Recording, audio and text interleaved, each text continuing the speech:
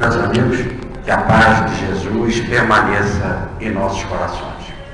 Hoje o tema que nós vamos desenvolver, no terceiro volume dos 4 Evangelhos de Agostinho, é flagelação, coroa de espinhos, ultrajes, insultos. E esse tema está desenvolvendo Mateus, no capítulo 27, versículos de 27 a 30, e Marcos, capítulo 15, versículos de 16 a 19. Vamos ler Mateus e uma partezinha de Marcos, e já fazendo uma melhor tradução.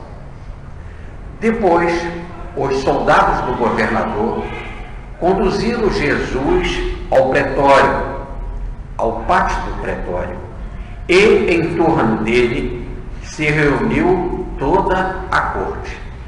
Despiram-no de suas roupas e o cobriram com um manto vermelho.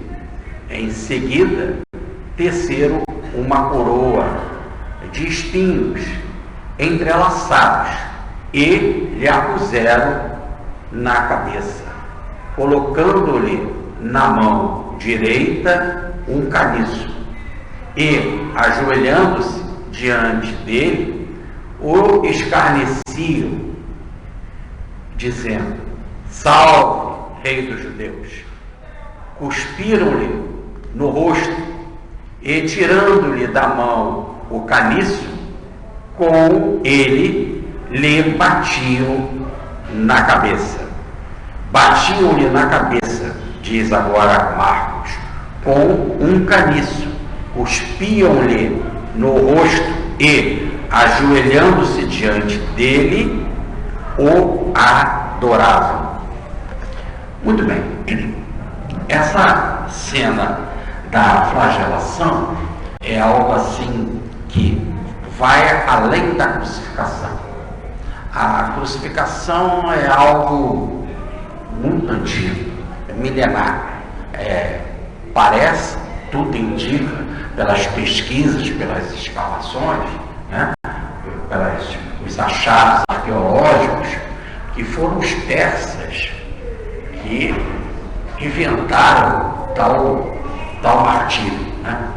É algo assim violento. Os povos antigos conheciam a crucificação, inclusive o judaísmo. Há uma passagem no livro de Josué, que é o primeiro livro depois dos 5 de Moisés, do Pentateuco de Moisés, já falando sobre uma crucificação. Então, a crucificação é a pena capital. E os romanos tinham a crucificação, então, como o ato baseado num jurídico, num levantamento jurídico, e a crucificação, então, depois desse julgamento, era a pena capital dos romanos. E por que falamos dos romanos?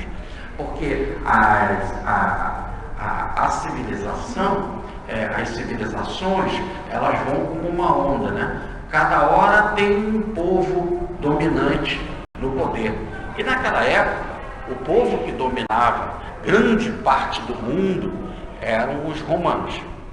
Agora, todos esses povos que dominaram o mundo, trazem uma contribuição, né? Então, a contribuição grande dos romanos foi a justiça, o chamado direito romano, né? Que criou aí podemos dizer que é a base principal do que hoje nós temos de justiça no mundo, os tribunais de justiça. E eles também colocaram dentro desse espírito da justiça que a pessoa precisava passar por um julgamento, e que, mais ainda, o povo que eles dominavam, eles davam total liberdade religiosa. Eles não se intrometiam no pensamento religioso religioso do povo dominado, do povo que eles conquistaram. Eles estavam muito preocupados, era com o dinheiro, com o imposto. Esse imposto sendo pago e pago com antecedência, dava para eles tranquilidade. Eles usavam, então, a sua guarda militar apenas para fazer o policiamento, para manter a ordem, não permitir rebelião, não permitir que houvesse pessoas armadas, e faziam antes, constantemente, censos, porque era através do censo que eles ficavam sabendo do potencial da região. Aliás, quantidade de homens, né? Os tipos, as idades, a quantidade de mulheres e homens que poderiam, de terras, e aí o que eles poderiam ter de impostos. Repare que a vida de Jesus, quando o menino estava para nascer, e que foi na cidade de Belém, foi para que se cumprisse um desses censos. E aí levantava a quantidade de homens de um local. Poderíamos ver então qual era o risco daquela região, o risco de uma rebelião, e também, vendo a quantidade de homens, o Roma poderia ver quem eles podiam chamar, convocar para determinados serviços. Eles, como um povo conquistador, eles tinham o direito de chamar qualquer conquistado para realizar um determinado serviço. Davam liberdade religiosa, mas queriam que a ordem e os serviços sejam cumpridos. Nós vamos ver na nossa próxima palestra, quando a gente falar do tema da crucificação, bem um caso desse. Quando Jesus ia levar a cruz, depois da cena que nós vamos falar hoje aqui da flagelação, eles convocam um tal de Simão, da cidade de Cirene, para carregar a cruz de Jesus, mostrando bem esta colocação, de que o povo que era o conquistador tinha um direito de usar os conquistados. Mas eles, dentro desse novo princípio jurídico do direito romano, essa era uma novidade do mundo, e que acabou entrando por dentro dos povos conquistados, que eles também assumiram esse conhecimento, também havia o respeito à religião. Olha, Jesus é condenado inicialmente pelos judeus. Os judeus tramam para pegar Jesus na calada da noite, numa época em que Jerusalém estava bombando, era a época da Páscoa, eram milhares de pessoas. Fala-se nas pesquisas de 2 milhões a mais de pessoas em Jerusalém e na redondeza para comemorar a Páscoa. Inclusive esse Simão, que vai carregar a cruz, e que nós vamos ver mais na frente, ele é da cidade de Cirene, ou melhor, do norte da África, mostrando que Jerusalém estava tomada de muitos outros que vinham de regiões distantes para comemorar ali aquela grande festa, a festa da Páscoa.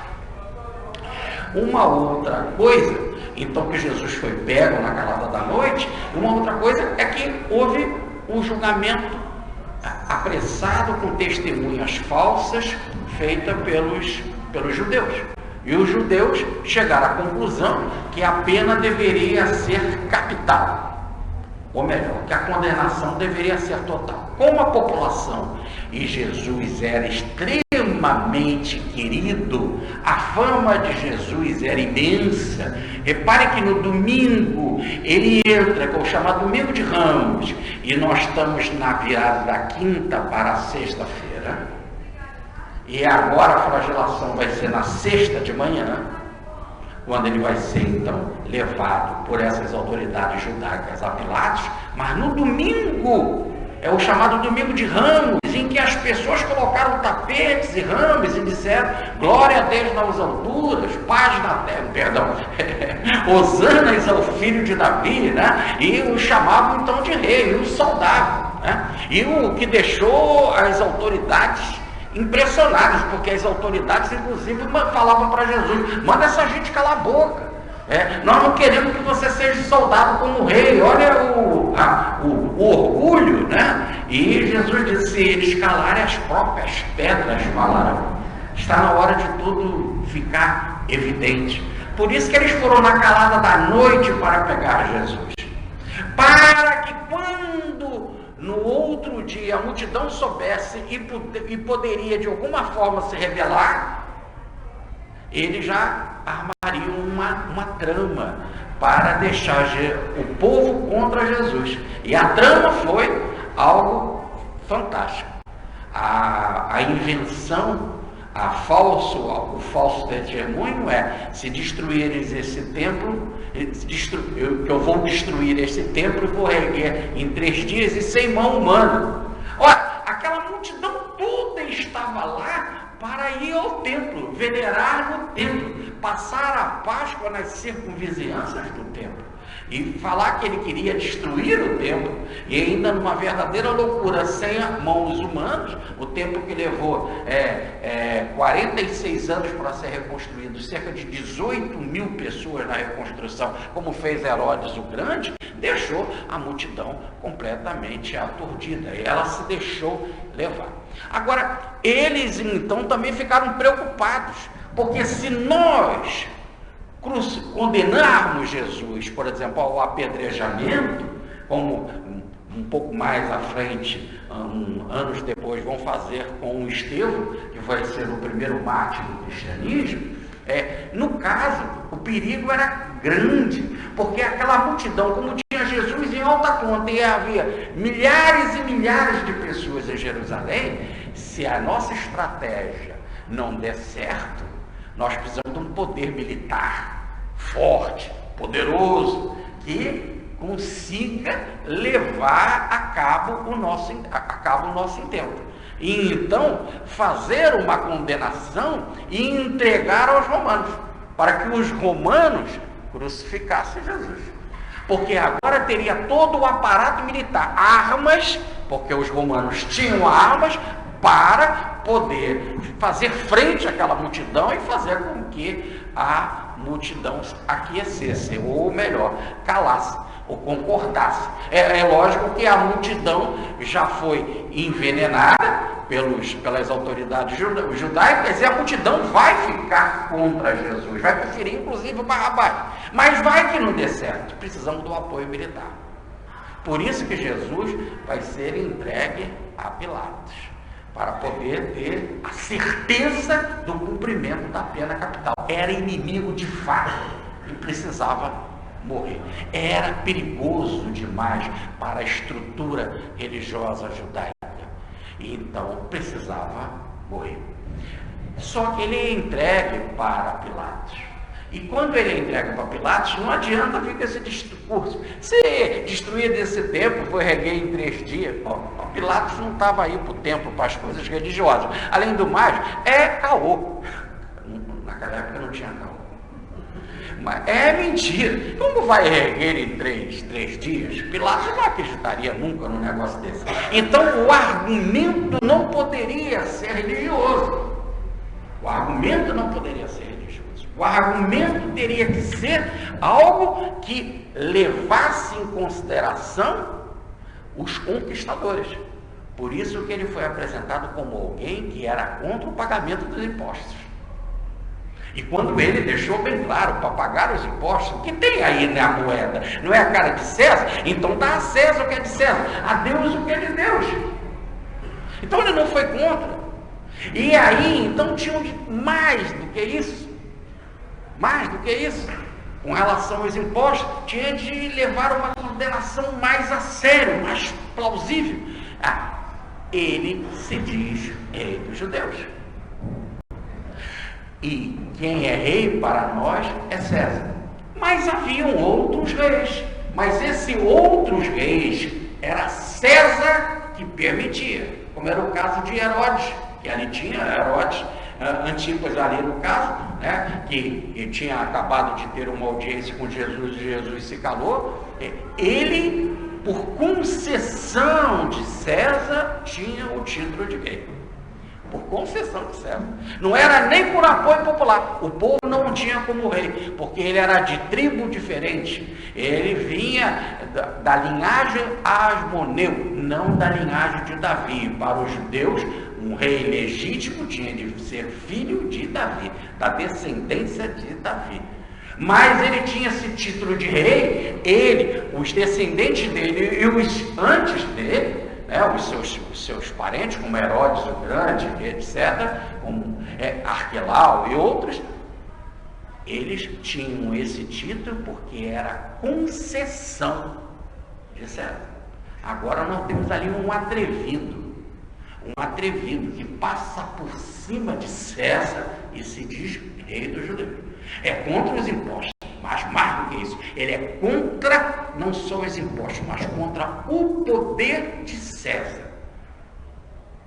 César não deu para ele o título de rei, mas ele dá para ele esse título. O circo estava armado, a condenação estava armada. Pilatos vai entrevistar. Por quê? Porque era do direito romano que todo condenado fosse julgado. E Pilatos vai julgá-lo. E não vai ver nada para condená-lo. Não vejo crime neste homem. Não vejo. Inclusive Pilatos vai perguntar sobre esse tema fundamental. Você é rei? O meu reino não é desse mundo. Mas não é que ele seja de um outro mundo, de um outro planeta. O meu reino não é desse tipo, das coisas daqui do mundo. Porque ele fala, todo aquele, eu vim para pregar a verdade, e todos os que seguem a verdade, concordam comigo, me seguem. Então Pilatos está entendendo que a apresentação do discurso dele, que ele é um rei de um outro tipo, não é rei de nada, que aquilo que preocupasse César, ou que preocupasse Pilatos, não tinha nada em termos de poder terreno, era de assuntos de filosofia, ou de moral, ou de ética. Isso na cabeça de Pilatos era filosofia, ética, moral. Tanto que Pilatos vai indagar dele o que é a verdade.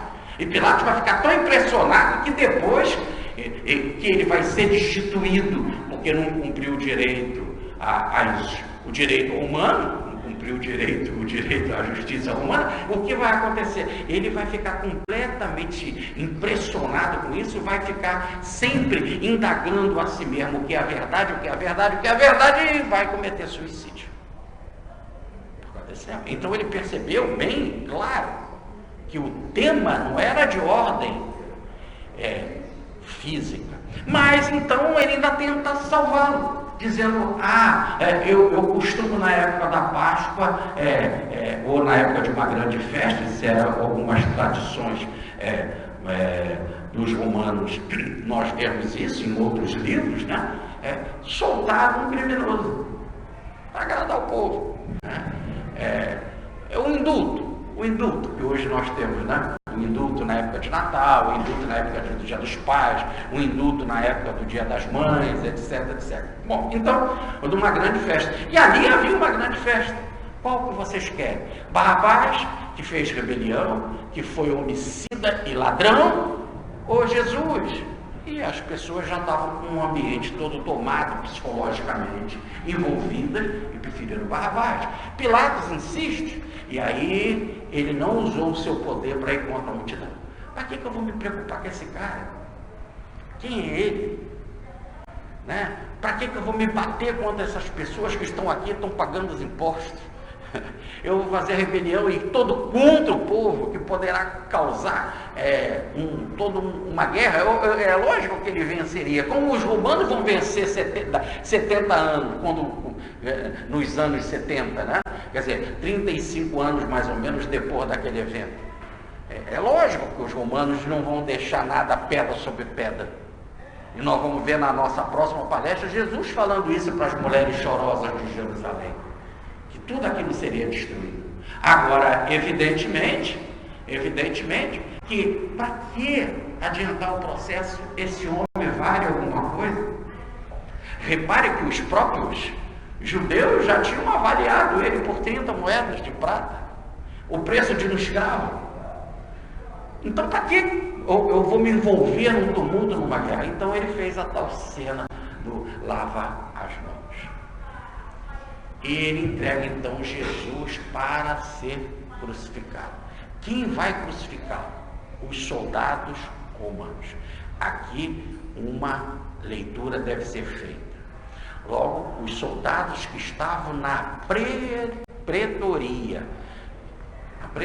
aonde Jesus foi julgado, no pátio, então seria uma guarda palaciana, que estava ali cuidando daquela casa de campo, de férias ou de festa de Pilatos, porque não era a moradia oficial dele, a moradia oficial era em Cesareia, que foi toda montada em estrutura romana, em Cesareia. Ele estava na sua casa de férias, na sua casa de campo, podemos dizer assim, a sua casa de descanso, tá certo? Num local que era o centro religioso de Israel.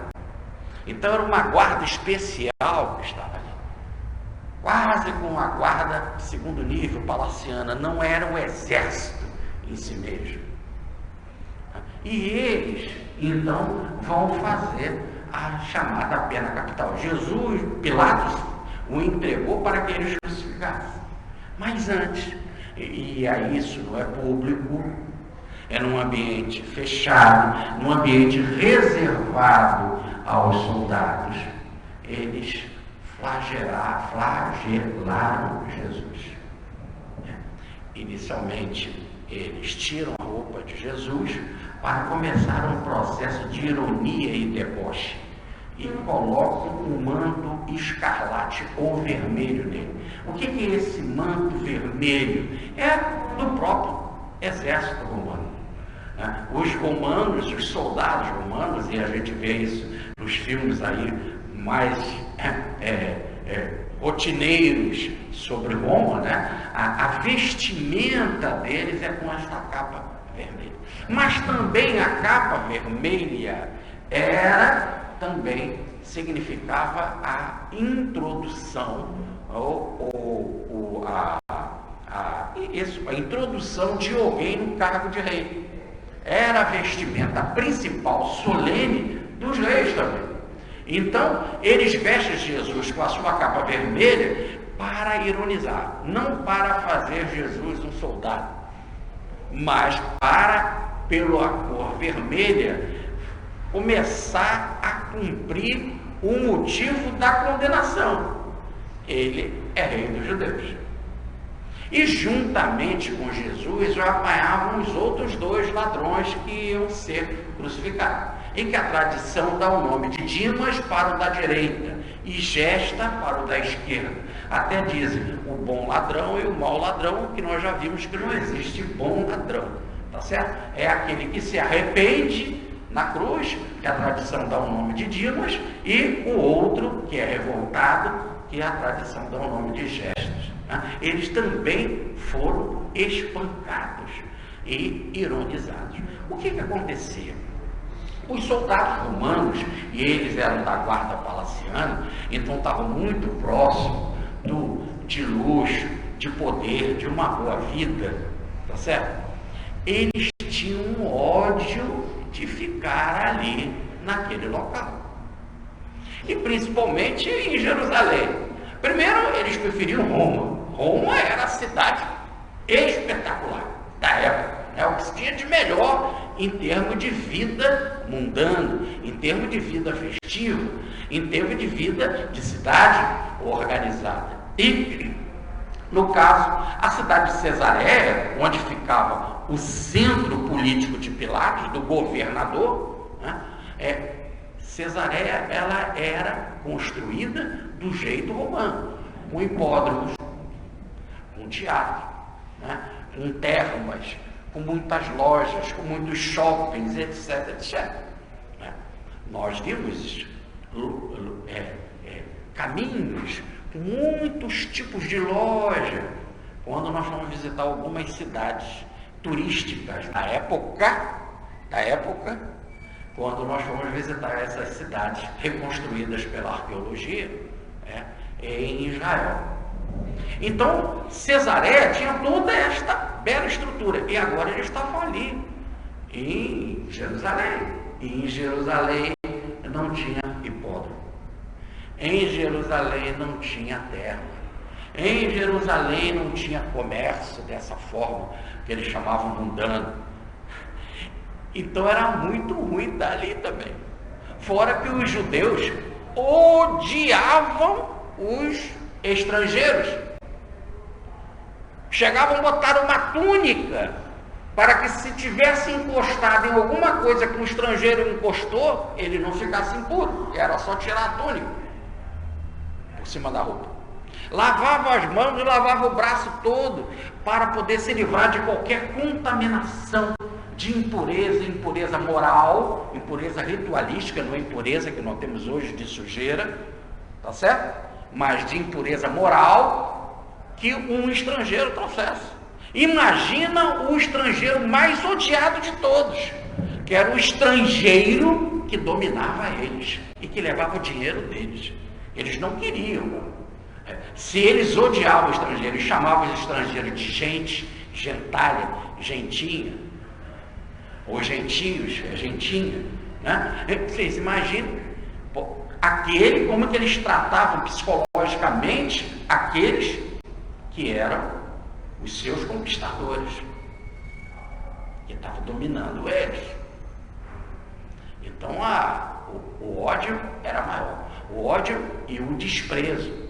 Agora vocês imaginam os soldados romanos descarregando então toda a sua emoção, toda a baixeza de comportamento, né? Onde que era liberado, está liberado, esse cara vai morrer, pode fazer o que quiser, e eles ali na mão com um judeu na mão. O judeu era muito espancado. Só que eles não gostavam de espancar demais o judeu, porque se ele espancasse demais o judeu, ele depois não carregaria aquela cruz. Seria mais complicado. Então eles de alguma forma controlavam essas flagelações. E por isso que, além da surra, das chicotadas, né, dessa verga que lançavam nas costas do condenado, né, eles tinham de criar mais alguma coisa para desabafar toda a sua ironia, todo o descarrego emotivo de ódio que eles tinham. Então vem a parte da ironia. Já que eu não posso bater nesse sujeito até arrebentar ele, porque senão ele não vai ser crucificado, e não ser crucificado não é legal, porque é bom ele ser crucificado, porque lá vai estar o motivo do crime, e o motivo do crime é rei dos judeus, e no rei dos judeus com 3 frases, em latim, que era a língua do povo dominante, o judeu, em grego, que era a língua mais falada da época, seria o inglês da época atual, e o hebraico, que era a língua do povo dominado, para ficar bem claro o motivo da condenação. Então, se a gente espancar demais ele, não vai ter o motivo da crucificação. E quanto mais tempo ele ficar pendurado lá, melhor, porque mais tempo diante daquela população de toda, ó, fica quieta, abre o teu olho. Aqui nós já estamos mandando 3 para o madeiro. Também podemos fazer contigo se não cumprir a ordem. Pagar os impostos e ter César no poder. O Domine, o domingo, o Senhor, que era César. É o dia que se cultuava o Deus Imperador. O domingo, o Domine, o Senhor. Ora, então, a lição tinha que ser cumprida. Então eu coloco junto com ela o desabafo da ironia. As bofetadas, as cusparadas. Olha, cusparada, bofetada não tem nada a ver com a crucificação, tá certo? Mas é o desabafo do nível evoluído que quer jogar para fora, como se fosse num vômito de raiva. Então, ironia, da bofetada, da cusparada, das brincadeiras, dos deboches, e um doidão lá teve a ideia de vamos pegaria dali da cercania mesmo, algumas plantas espinhentas, e entrelaçaram ela e botaram na cabeça dele, e logo tiveram a ideia de, depois de botar a capa deles mesmo, botar um caniço na mão dele para fingir que é cetro, e tomava o caniço da mão dele, e cuspiam, e dava mais uma bufetada, e batiam com o caniço na cabeça para a coroa de espinho enfiar mais na cabeça. E assim diante disso, eles não o espancavam demais. Mas, no entanto, nós vamos ver que eles viram que no caso de Jesus, eles abusaram um pouco mais. Por quê? Porque no caso de Jesus, a condenação era muito especial. Porque o outro era ladrão, o outro era da rebelião, o outro fez lá uma atitude qualquer, foi pego num deboche, ou usando alguma algazarra. Bom, no caso de Jesus, está lá, rei dos judeus. Poxa, se a gente não gosta do judeu e está na mão dele um cara que se diz rei do judeu, esse então tem que apanhar muito. Porque é a cabeça deles, é rei. Então, eles abusaram demais. Tanto que nós vamos ver que Jesus não carrega a cruz. Vai ser o tema da próxima vez, tá certo? Eles logo vão chamar o Simão Sireneu, leva isso. Porque espancamos demais. Mel Gibson bota isso bem no filme, né, do Jesus Cristo. Mel Gibson, ele bota bem isso, né? Esse espancamento. Bom, muito bem. Então, agora você já pode entender a mistura, porque da ironia, né? E mais do que isso, tiravam a cana da mão dele, batiam na cabeça para a coroa entrar mais, e se curvavam e adoravam. Adoravam como eles faziam com as autoridades políticas, né? Quando eles faziam diante de César. Então, diante de César, a pessoa se curvava e falava, arde César, ou melhor, salve César. Salve, né? Então você é o Deus cultuado no domingo, né? Então essa adoração eles fizeram com Jesus. E eles não sabiam realmente o que eles estavam fazendo. Por isso que em justiça a gente tem que ficar muito atento. A gente não enxerga as coisas num olhar mais profundo, né? Eu até vou pedir o Stênio, você pode ler aqui o que o Stênio interpreta da nossa falta de sentido. Daqui, né? É o item 296, do item 296 até o final. Por favor. Sempre ensinamento e exemplo dados aos homens. Nos ultrajes que Jesus suportou, na paciência e na resignação com que tudo sofreu, se vos depara a linha de proceder que deveis seguir. Não vos enfileireis nunca entre os que acusam e insultam qualquer que seja a aparência do direito que tenham para assim fazer, porquanto podeis estar cegos e acusar e insultar ao inocente. Fracos são os sentidos humanos e vos enganam muitas vezes. Este que vos parece culpado, e o é para os homens, pode ser justo aos olhos de Deus. Abatendo-vos, pois, visto que na maioria dos casos, por demais fracos, são os vossos sentidos, e obtusa a vossa inteligência para julgardes com acerto. Se vos virdes algo de zombaria do escárnio dos vossos irmãos, por mais injustas que sejam suas opiniões e seus atos a vosso respeito, opondo-lhes sempre a paciência e a doçura. Não vos esforceis por demonstrar aos céus os princípios e as propriedades da luz. Perdereis o vosso tempo. Firmai-vos na pureza das vossas intenções, na pureza da vossa consciência e dos vossos atos, e ficai certos de que tereis sempre no Senhor um juiz equânime. Bom, então, como nos mostra a interpretação espiritual feita pelos mesmos evangelistas, agora no plano espiritual, né? Trazendo a revelação da revelação, Consolador prometido, aquilo que Jesus disse que toda a sua mensagem seria explicada em espírito e verdade, eles mostram a nossa fraqueza de visão. A gente não tem uma visão de conjunto. É até comum quando a gente fala, né, que o homem, quando passa uma mulher bonita, né, e lá que agrada a ele nas suas sensações, ele vira toda a cabeça, né, só falta deslocar o pescoço, né? A mulher, por quê? Porque ele tem uma visão periférica, ele tem que se virar todo para poder observar as coisas em detalhe. Já a mulher não precisa nada disso. Ali está passando, vem uma outra mulher, ela nem olha. Aquela que é uma possível inimiga dela, ou porque pode estar mais elegante, ou ela quer saber mais alguma coisa, ela tem visão de conjunto. A outra passa, tá certo? Por enquanto que o homem vira o pescoço todo, para poder ter uma observação da parte para ele que o agrade, né? Ela nem olha e sabe tudo. Óculos, que bota que usava, que cor da calça, se pintou o cabelo, se é cabelo natural, se fez sobrancelha.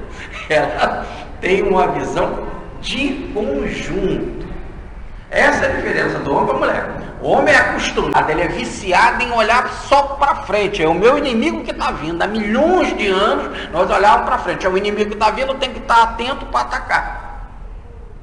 Aí era o campeão na guerra. Vencer ou morrer. A mulher, ela fica em casa, ela cuida dos filhos, isso é assim naquela época. Então ela ficava em casa, cuidava dos filhos, tinha de ter uma visão de conjunto, da comida, o que um queria, o que o outro não queria, o que um tem, que tipo de doença, que situação, se tem comida em casa, o que precisa para guardar mais, etc, etc. Bom, então deu para ela toda uma visão interior, ampla. E isso não quer dizer que ela esteja preparada para entender, por exemplo, uma visão de frente, como de guerra, de estratégia. Então, só nessa psicologia masculina e feminina já há diferença enorme, imensa. Então, a nossa visão é distorcida. É interessante que eu estou vendo vocês e vocês não estão se vendo.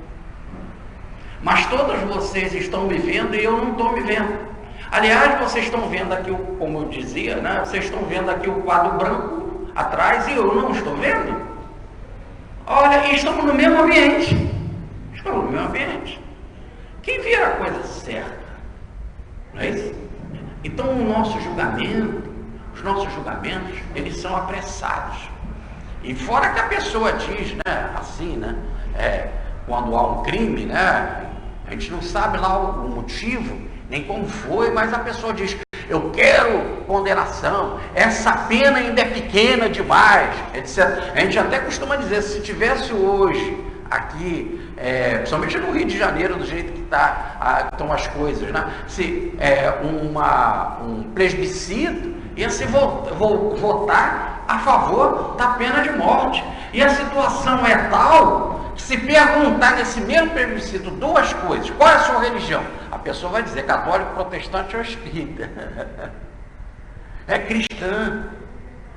E logo se tivesse outra, se é a favor da pena de morte, para coibir o crime, vão dizer que sim. E esquecem que o maior da própria religião, aquela que ela segue, que ela se curva, que ela adora, que ela ora, etc., foi condenado numa pena de morte. Uma pena de morte capital, no caso, pena de morte só pode ser capital, mas que era a crucificação. Hoje, se perguntar à população se quer pena de morte, ela diz que sim, ela diz que ela é cristã, diz que é o único jeito, e ela esquece do exemplo do próprio governador dela, do próprio espírito protetor dela, que ela inclusive tem, na maioria, evangélicos e católicos, o tem como Deus. O próprio Deus deles foi para a cruz, numa condenação extremamente montada, injusta, em que passou por essa flagelação, que passou por toda essa ironia. O julgamento é erradíssimo. Repare que 2 jovens bonitos estavam lá hospedados na casa de Ló. Em Sodoma, né? E a população viu só 2 jovens bonitos. E 2 jovens bonitos não tinham direito a fazer sexo deles. Naquela época havia, naquela localidade, o direito à sodomia. E aqui não vai nenhuma crítica ao relacionamento homossexual. Apenas é a violência sexual que nós estamos aqui determinantemente condenando. A violência. E só porque eles eram bonitos, eles resolveram possuir os rapazes. Os 2 ali. E Ló falou para eles sobre algo maior, que deveria ser maior do que um impulso da sexualidade, que é o respeito à ética, às normas. E as normas, a ética é que todo hóspede deve ser respeitado. E Ló dizia, não, aqui em casa não, eles são meus hóspedes. E vocês aceitam o respeito à hospedagem, que o hóspede tem que ser respeitado. E vocês querem violar isso. Então ele apela para a ética, a justiça daquela época, né? E eles nem sabiam ainda que aqueles 2 jovens eram anjos. Nem sabiam que eles eram anjos materializados, que podiam se desmaterializar, que podiam destruí-los com o poder de paranormalidade que teriam, etc. Né? Nem imaginavam que essa desordem moral ia causar a própria desordem dele. E não ficou nada, nem de Sodoma, nem de Gomorra. Tudo foi destruído pelo vulcão. Mas a pessoa não consegue medir. É como se nós botássemos cego para fazer carinho no elefante. Um está fazendo no rabo, outro na orelha, outro na barriga. Cada um tem uma imagem diferente do elefante. Então, há uma passagem de uma lenda hindu, né, que um homem colocou lá uma laranja no mar.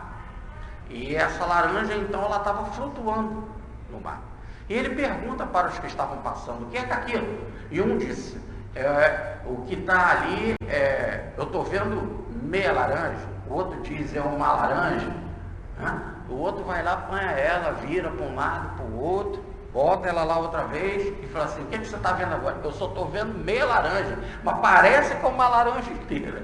Então, por enquanto que você não examinar tudo no conjunto, essa análise mais profunda, você não percebe as coisas. Será que a gente viu corretamente aquele crime? Então, os nossos julgamentos são muito assim afobados. Hoje é muito comum, você recebe assim dezenas de mensagens pelo WhatsApp, pelo Facebook, né? Que tudo que é político é ladrão. E esquece que o próprio fundador do Centro Espírita Regeneração foi um político, que era Bezerra de Menezes. Aí fala, hoje os empresários são corruptos, não pagam impostos, os empresários não sei o que e tal. Esquece que ele foi um grande empresário no Rio de Janeiro. Né? Há uma colocação, essa então é muito. Tudo que é banqueiro é ladrão. Banqueiro explora o povo. Banqueiro explora as pessoas na conta corrente. Dr. Bezerra era banqueiro. Era dono de banco. Não era bancário, não. Era banqueiro. E o nome do banco dele era Banco Evolutivo. Banco Evolução. O nome do banco. Como também todo mundo fala, porque lá no Pará, na Amazônia, aqueles fazendeiros só tem corrupção, aqueles dinheiros todos estão sendo usados para corrupção, para as obras faraônicas. Ele é diretor do Banco da Amazônia, do Banco do Pará, Amazônia e Pará. Então, isso é para falar só do caso do Dr. Bezerra, diante de tantos e tantos outros casos. Então, a gente tem que ter um olhar mais profundo. Quando Jesus falou, não julgueis para não ser julgado, com a mesma medida com que você medir, você será medido. E aqui nós estamos vendo então que esses soldados julgaram extremamente mal. Se o motivo que estava lá na plaquinha é que ele era o rei dos judeus, então esse aqui tem direito a apanhar mais ainda. E meteram uma surra nele, né? Mas não olharam, não observaram, e mais ainda, botaram uma coroa nele, botaram uma túnica vermelha e botaram um caniço na mão dele, e se curvaram e adoraram e disseram: rei dos judeus. Então eles acertaram, porque Jesus, mais do que rei dos judeus, é rei de tudo, ele é o governador da terra. Logo, eles estavam a serviço do bem e não sabiam. Pietro Baldi, no livro A Nova Civilização do Terceiro Milênio, no capítulo 10, se chama O Problema do Mal. Lá no Problema do Mal ele diz assim: o mal é escravo do bem. O mal tem uma função. Ele só é permitido pelo bem até quando o bem autoriza.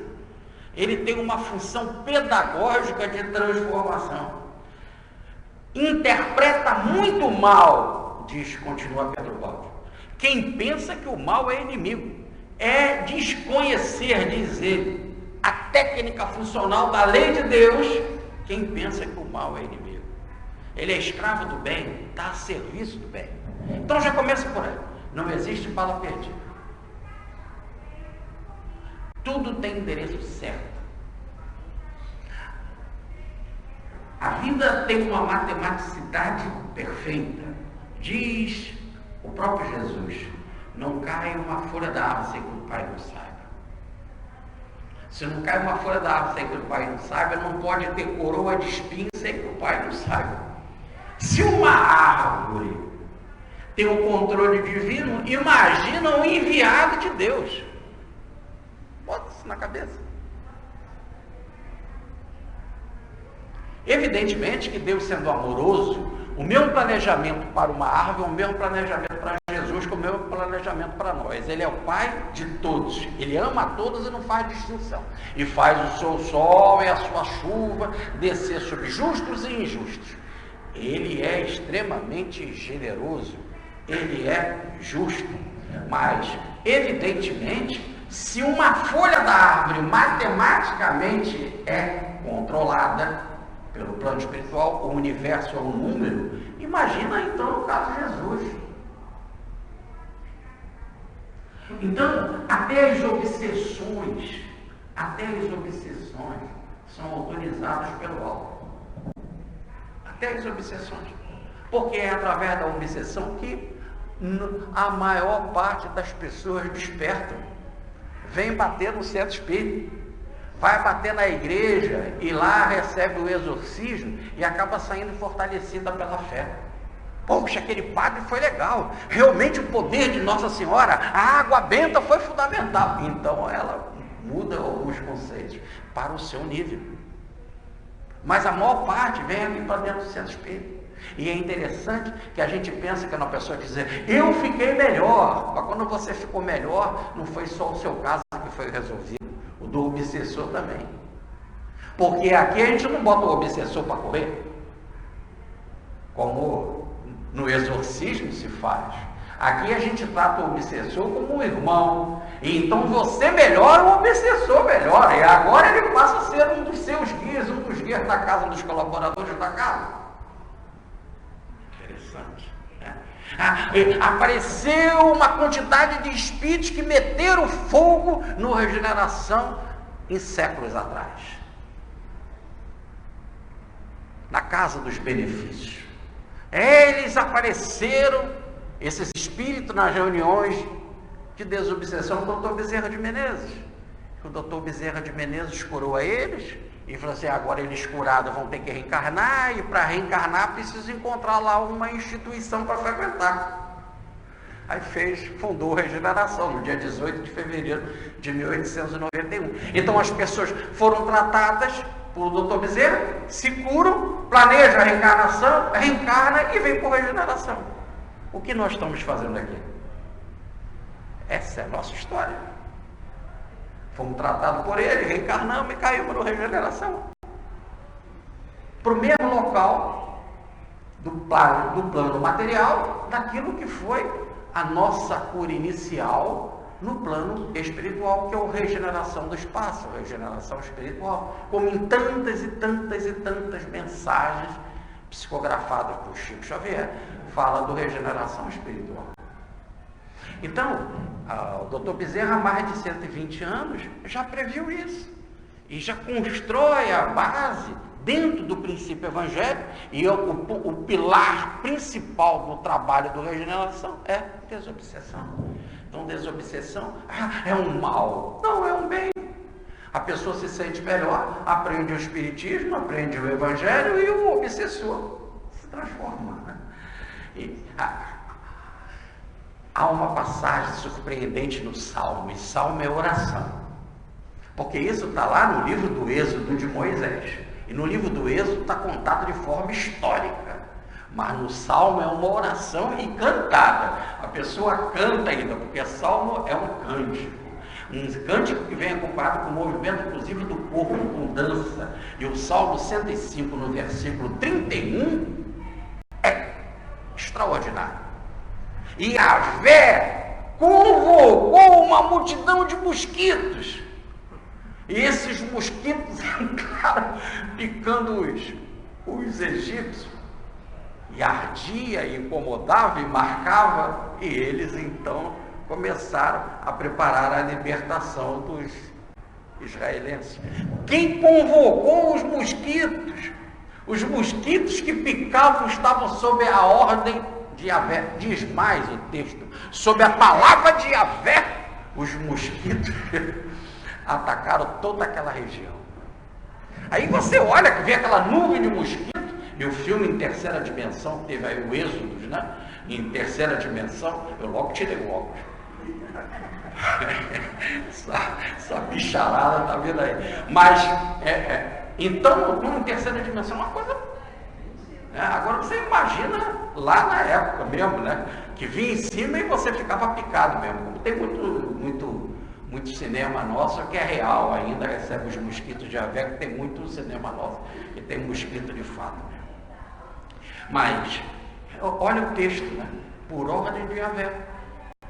E a gente então fala, isso aqui é o do diabo, isso é o mal. Veja o caso de Paulo, veja o julgamento.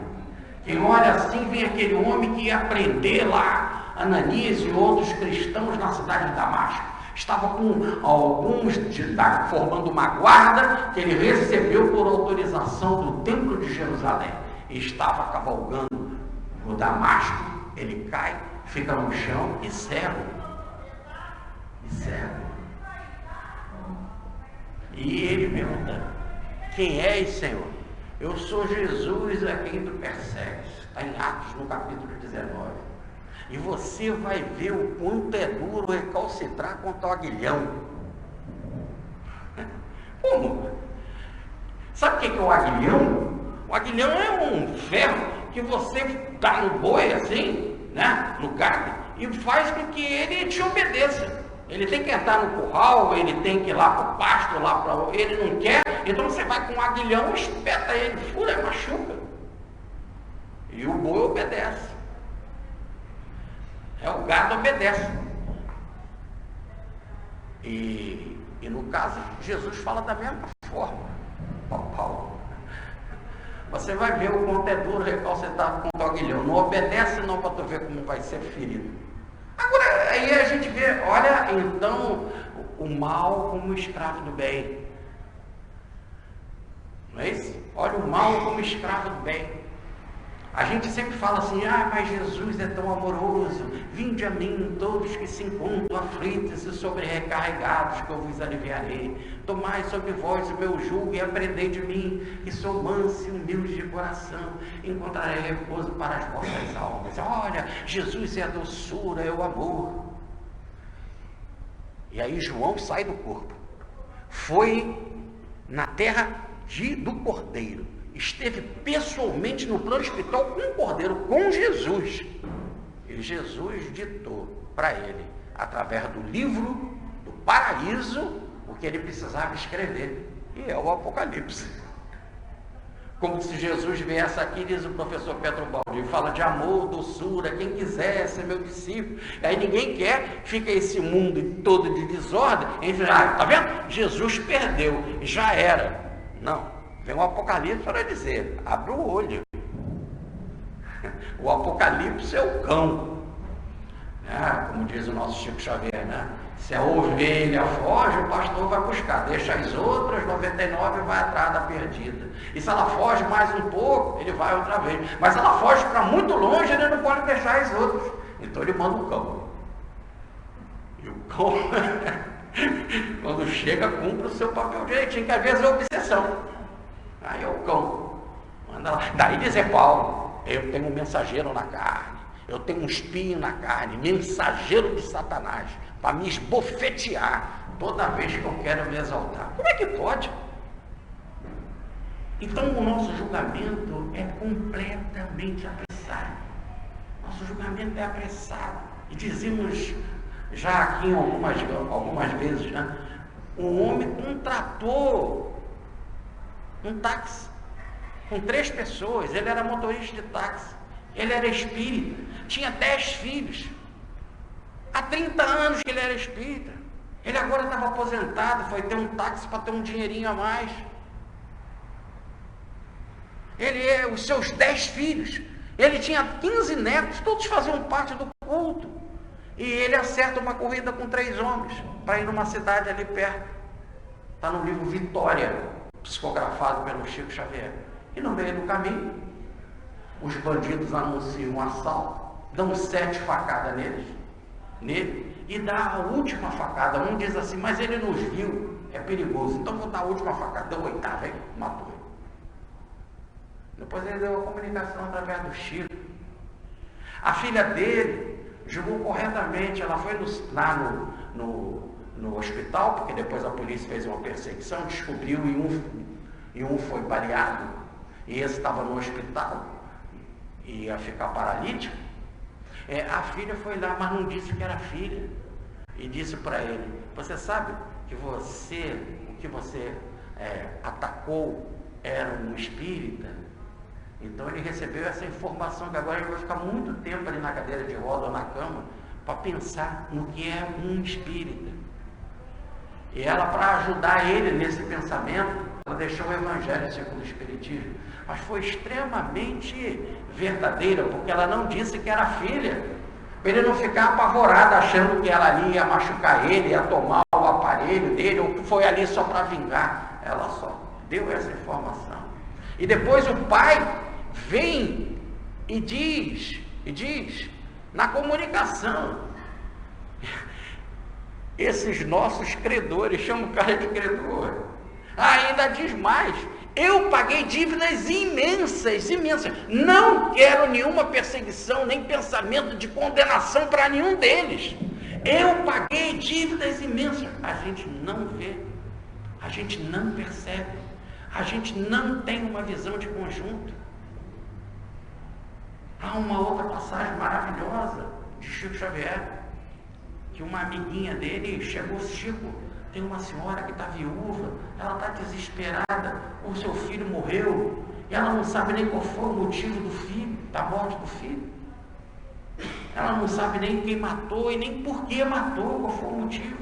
E essa velhinha está desesperada, vamos lá na casa dela fazer uma prece, fazer um evangelho lá. E o Chico foi. Na hora abriu a página era sobre o perdão das ofensas. Aí veio a pergunta, você perdoa essa pessoa que fez isso? O seu filho? E ela, antes de responder, toca a campainha. Ele então vai atender, era um pedinte, estava querendo cobertor e uma comida. Minas faz frio, então aquele um cobertor, um prato de comida. Belo Horizonte é alto, né, a montanha. Então ela mandou ele entrar, disse, senta aí, nós só estamos acabando essa pressa, eu já vou te atender. E aí volta a mesma pergunta, você, minha senhora, a pessoa que estava lá fazendo o culto, né, você perdoa o ofensor? Aí o homem que estava sentado fala, a senhora é a mãe do que morreu? Ela não sou. Eu quero pedir desculpa. Foi eu que matei ele. Foi eu que matei. E aí o que acontece? Ela termina ali, ela diz assim, perdoar é o que Jesus manda no Evangelho. Quer dizer, não que eu esteja preparado, mas Jesus manda. Aí é o verdadeiro cristão. Eu ainda não tenho ainda aquela condição, mas Jesus manda. E eu sou seguidor de Jesus. É aí que é levar Jesus a sério. Eu ainda não tenho a potência dele de fazer como ele fez, mas eu levo ele a sério. E ela foi então preparar comigo o cobertor. Mas aí muita gente poderia pensar que o espiritismo seria contra a justiça. Uma pessoa mata e aí? Não vai ter ordem? Como é que fica a urbis? Por que Deus deu os mandamentos, deu as leis? E uma das leis é não matar. E como é que fica a justiça? Você pode encobrir um crime desse? Ela não fez nada disso. Ela simplesmente foi generosa. Deu o prato de comida e o cobertor. E ele saiu dali e foi com Chico Xavier e com outras pessoas à delegacia para se apresentar. É lógico que ele vai ser condenado. Mas agora um homem que é apresentado pelo Chico Xavier ao investigador, ao delegado, à delegacia de polícia, né? E se apresentando de boa vontade e dizendo que agora ouviu o evangelho e que está arrependido. Ele vai para a cadeia, vai ficar tempo na cadeia. Mas já numa outra condição. E a velhinha? A velhinha que perdeu, entre aspas, o filho. A velhinha vai lá na cadeia, levar bolo, levar roupinha, visitar ele, para quando ele sair da cadeia, ser o filho adotivo. Porque se você não faz isso nessa vida, vai ser na outra. É o netinho que vem. E se vem como neto, você está ferrado, porque todo o teu salário vai para o neto. Vota tudo para neto. Ainda vai andar de 4 na sala, atrás do bandidinho, né? Ai, meu netinho querido. Vai botar no colo e tudo. Ainda vai brigar com os pais para defender ele. Ela vai ser o maior grito de justiça que o bandido pode ter, o grito da avó contra os pais. Não faça isso com o meu neto. Quando o pai quer ralhar, botar de castigo, ainda desmerece. Você também fazia quando era jovem, não sei o quê. Cria um problema tremendo. É a defesa jurídica das avós. Mãe, pela segunda vez, mais experiente. Nos livros, 90% dos livros que recebem a comunicação dos jovens do além, eles são recebidos pelas avós. A generosidade da avó. No candomblé é Nanã, a avó dos orixás, a orixá mais antiga que cuida do processo de desencarnação. A gente julga mal, e quase sempre a avó é lelé, é velhinha lelé. É a lelé, a doidinha, que vai te receber quando você desencarnar. Normalmente. Dos 100 e tantos livros, 114 livros que eu tenho, mas tem mais, do Chico, com comunicação de jovens do além, tem lá, mais de 90% são as avós que vão lá recepcionar os seus filhos, seus netinhos, né? Então, o nosso olhar é um olhar apressado, e repare que eles cumpriram, aqui os soldados romanos, tudo que tinha de ser feito com relação a Jesus. Colocaram ele como rei, adoraram Jesus, deram cana na mão dele, botaram uma coroa nele, tá certo? Se curvaram diante dele, tudo em ar de ironia, mas passou para a história. Duas coisas. Primeiro, criou todo o marketing com relação a Jesus. Se Jesus fosse bem tratado e na cruz ele ganhasse uma florzinha em vez de um cravo, nós não falaríamos dele, não dava ibope. É o que eu costumo dizer: novela que não tem crime não dá ibope. Imagina o primeiro capítulo da novela: eu te amo, eu também, eu adoro você, quero viver com você para sempre. Beijinho, beijinho, dormir e dormem bem, acordam bem no outro dia, beijinho na boca, e aquele beijinho, mesmo sem escova de dente, tem cheiro de hortelã. Ninguém viu o segundo capítulo. Não é o nosso nível. Nosso nível é de toda essa dor, flagelação. Então eles primeiro cumpriram o primeiro papel, deram ibope por causa de Jesus. Clara, Clara de Assis vai dizer muito bem isso para a sua amiga muito distante, chamada Inês de Praga, uma rainha. Ela vai dizer para ele, né? Para ela, né? Em carta.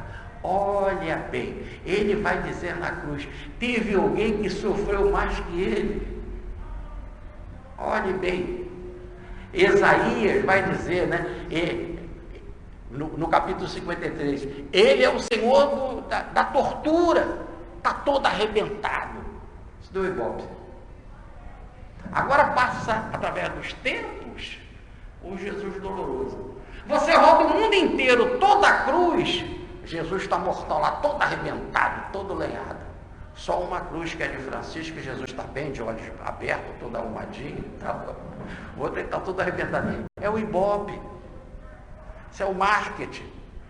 Então eles primeiro cumpriram o marketing. E depois só falaram a verdade. Você, rei, além do mais, o povo conquistado vai ganhar status agora de conquistador. Porque eles pegam a própria túnica deles e dão para Jesus, igualaram Jesus a eles mesmo. Eles vestiram Jesus deles, a roupa deles. Caíram na história, achando que estavam fazendo mal, né? Achando que estavam ironizando, e estavam para o nível deles. Agora vocês imaginem o que isso vai fermentar através da história. Vocês imaginem isso fermentando, e a pessoa que tem aquela consciência ali, lá, mexendo com ela, eu cuspi nele, eu esbofeteei, eu chamei ele de rei, não entendia nada. Isso vai fermentar e vai ser o que a gente chama dos campeões da caridade, né? Aquilo que era o mal vai se transformar no grande bem, num imenso bem, porque vai ser a marca que vai fazer com que a pessoa seja perseguida por resto da vida como um sinete, como um complexo, marcando a alma.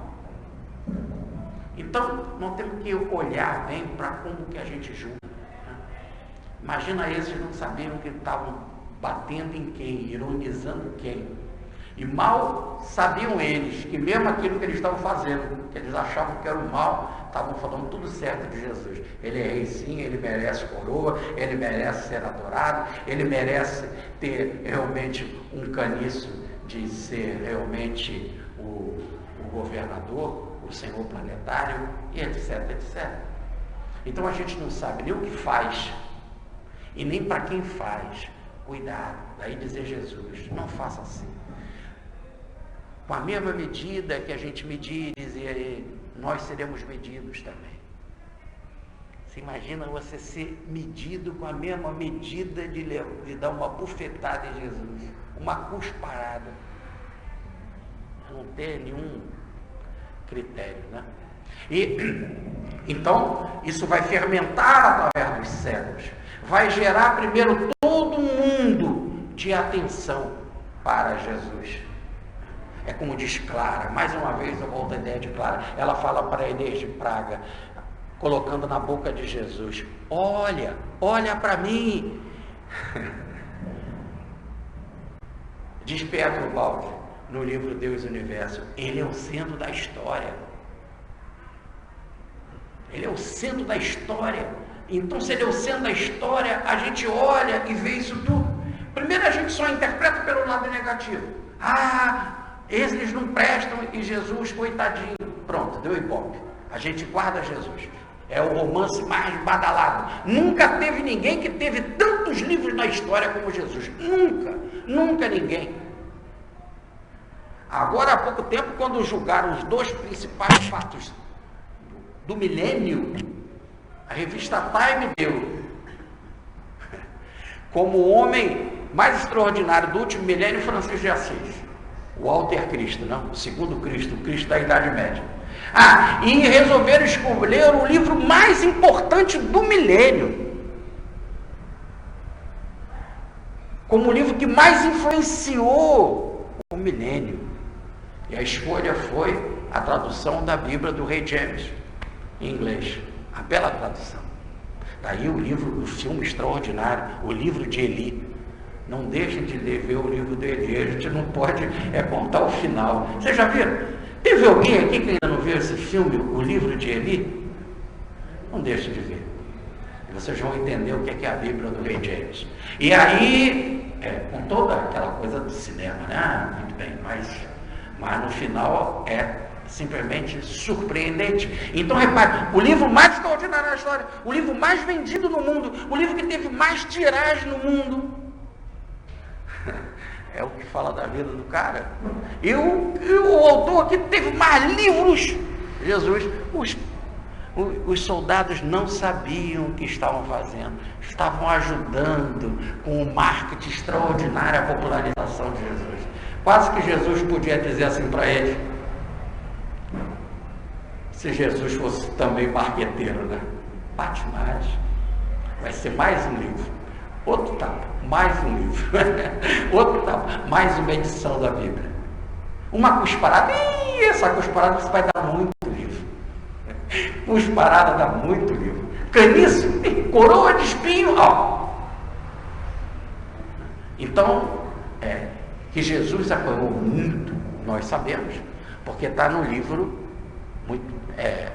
muito bem explicado, no livro de Pierre Barbier, que é A Paixão Segundo o Cirurgião, né? Então ele fez um médico, né? Aí analisando dezenas de cadáveres, né? E ele depois como ele vê como que é a crucificação, etc., ele vai analisar o sudário. E o sudário está lá de forma clara e inequívoca as marcas do sangue, dos coágulos, das chicotadas.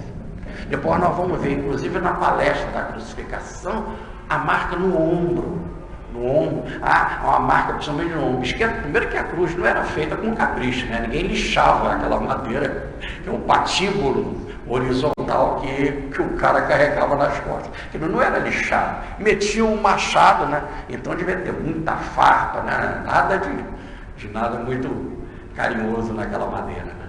E aí, no caso, o sudário deixa isso tudo de forma clara e evidente. Então, o texto que parece aqui rapidamente, porque não se tem muito para falar. Eles desabafaram com as suas ironias, deboches, cusparadas, bufetadas e ironias e frases ridículas e tal, e acabou. E aí a gente pergunta, por que uma coisa dessa dentro do texto de Jesus? Não pode ser só ibope.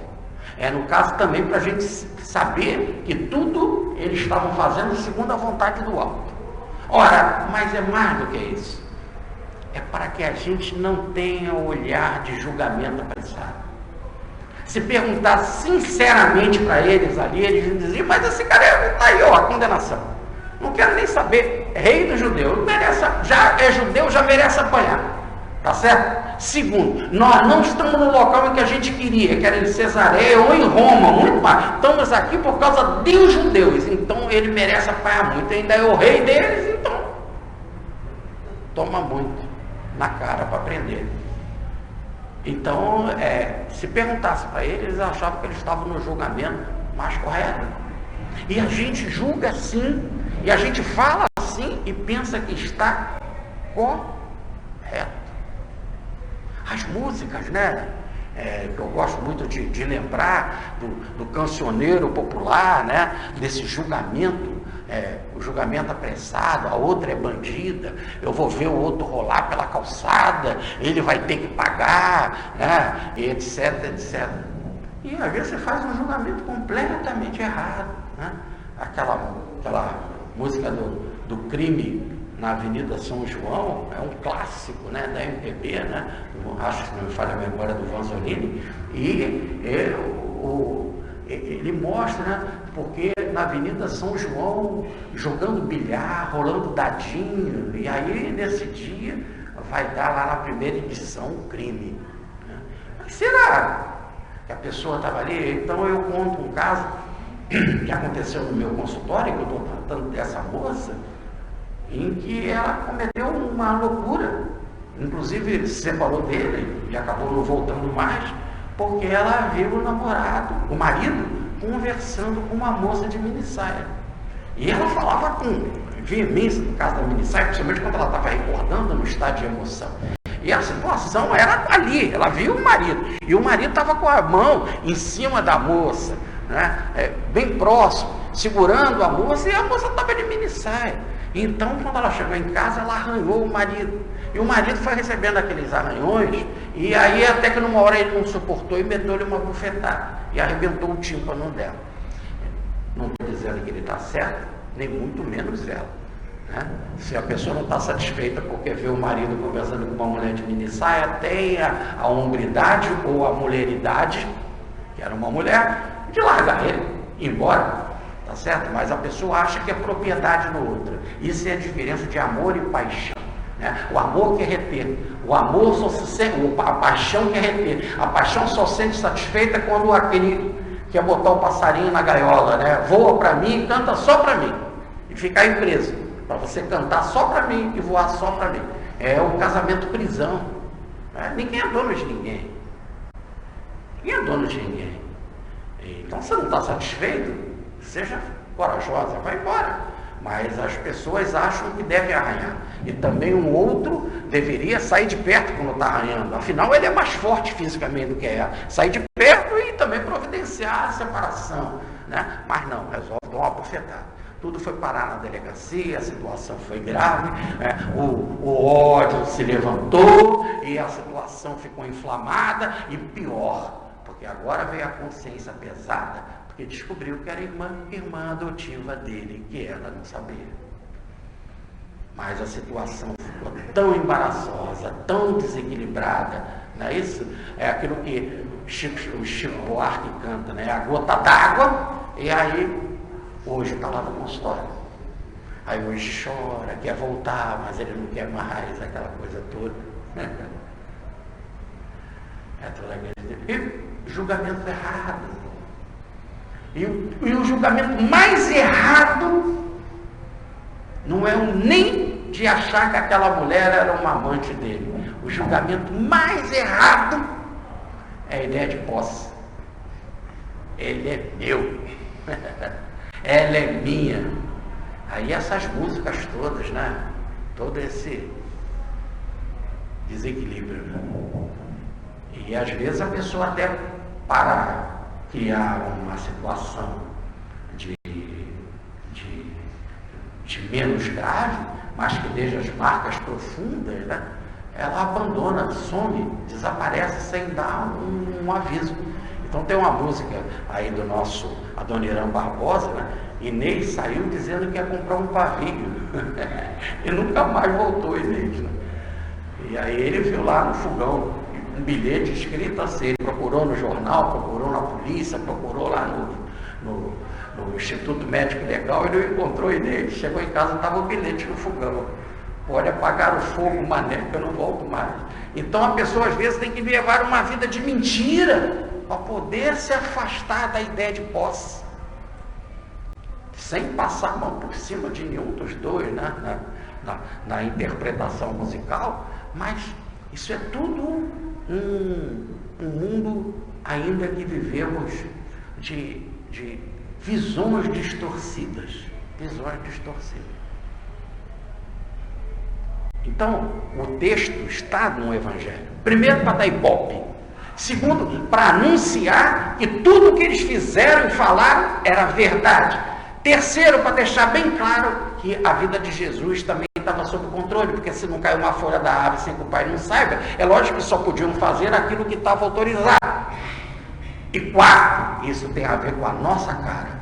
Cuidado como você julga. Como diz aqui a interpretação dos evangelistas, o teu sentido é fraco. Se o teu sentido é fraco, você não olha as coisas da melhor forma. O teu julgamento não é bom. E diz Jesus, com a mesma medida com que você julgar, você será julgado. E quando você for julgado, vai começar o processo de cura. E você vai ficar com um sentido mais aguçado. Muita paz, fica com Deus.